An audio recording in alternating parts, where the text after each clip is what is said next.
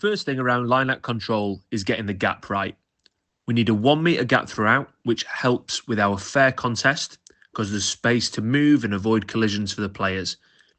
We don't want the gap to be too big or too small because this can lead to dangerous or foul play. And consider how you can control the gap as much as possible.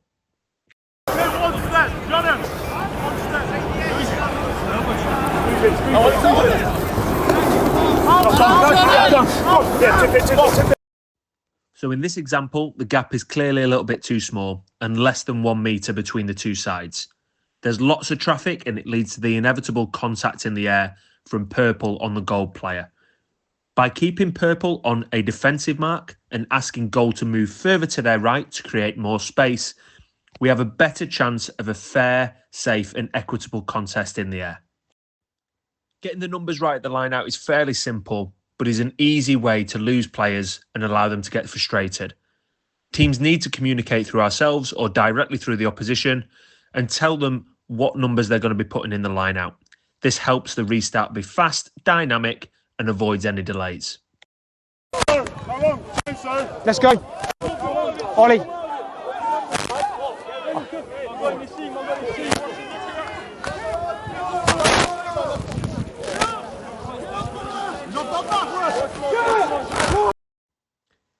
In this clip, we can see that frustration from the red player who has his arms out, asking the referee and the other team the numbers that they're putting in the line out. If we get the numbers early, we can encourage a quick and dynamic phase here. Teams can either communicate through us directly or through the opposition. But by slowing down the line out, this has led to that player frustration, which we then had to deal with. So we've got a good gap, we've got the numbers. What about the safe and fair contest? Well, from starters, we've got to ensure that the throw is going to be down the middle and we're looking for no contact in the air and no contact on the floor. This might either be by having contact with the lifters themselves or by players being thrown across and landing on players on the floor.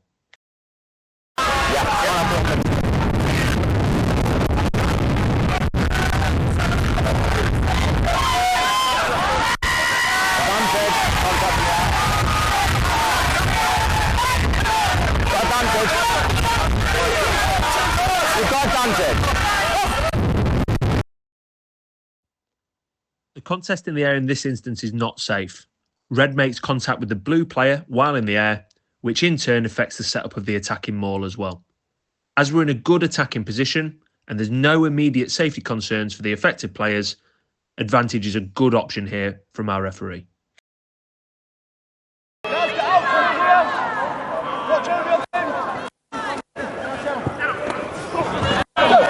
Backwards. No hands, 7! 7, ball to ground. The contest in the air is not safe. Blue throw the jumper across the gap and he makes contact with the black jumper, landing on top of him as he comes to floor. Again, this affects the maul setup. There you go. Ready, sir? Snake.